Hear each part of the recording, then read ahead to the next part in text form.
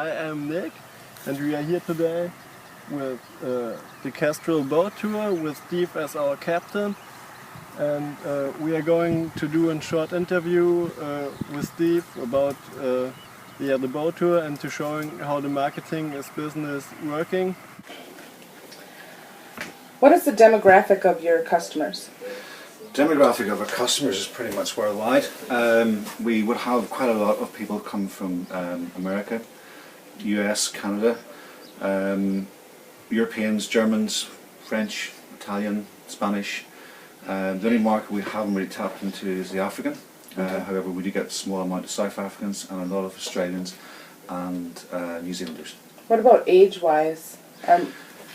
What are most of the average age of the customer? Average age, that's quite a difficult one because we do a lot of work for school groups locally and in the Republic of Ireland.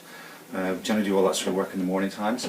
Afternoon could be mainly sort of family groups, tourists. So age, I couldn't really put an average on it because in night time what we actually do is a lot of work for hen parties, stag parties, reunions, bits and pieces like that. Okay. Do you have a specific person that does all your social media, or is there a person that does your Facebook or your Twitter? The only thing on social media we do is actually Facebook. Tristan will look after the majority of that, and I'll sort of cover up bits and pieces whenever he's not here. Oh, okay.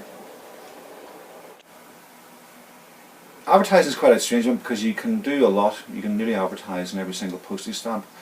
You could do a lot of work on television or in the media, but it's sort of being able to draw the line where your budget's actually going to stop and start, depending what your income actually is. Are there advertisements on television right now? No, we don't do advertising on television, purely because of the high expense, and the same with radio advertising. Okay. It's very short. Okay. You know, what sort of...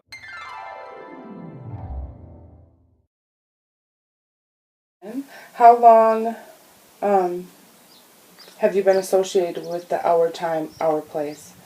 This came out last year from Northern Ireland Tourist Board. It was a very clever idea to compete against the Olympics, to try and encourage people to come away from London and come and visit Northern Ireland. We liked it, we caught on to it because of the colours. Before this our boat was very dull, just white. And once we saw it taking place, we got a few journalists came down, we got great reviews by saying how great it was to walk onto a colourful and bright boat. Once we realised this is the feedback we're getting, we delved into it full time. You notice us on the water now. Yes. And it looks definitely cheerful and happy. And yeah. that's what tourists and customers want. Good. And then lastly, is there any marketing that you do during the winter when you're not running? During the winter is probably our busiest time of the year, not being operational but purely getting ready for next year. You've often heard the cliche, you make your Christmas cards and order your Christmas cards in Easter. You have to do that step ahead.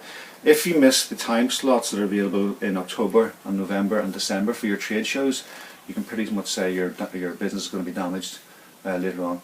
A lot of our bookings for the group companies, certainly in Germany and in France and Southern Ireland, will generally come through around mid-December, early January, because you've already been out there, you've sold your product beforehand, they have booked ahead. That's generally the way it works. How many people do you send to a trade show when you do one? 2. 2, okay. I'll always be there with somebody else. Okay. All right, well, thank you very much. No problem. Thank you.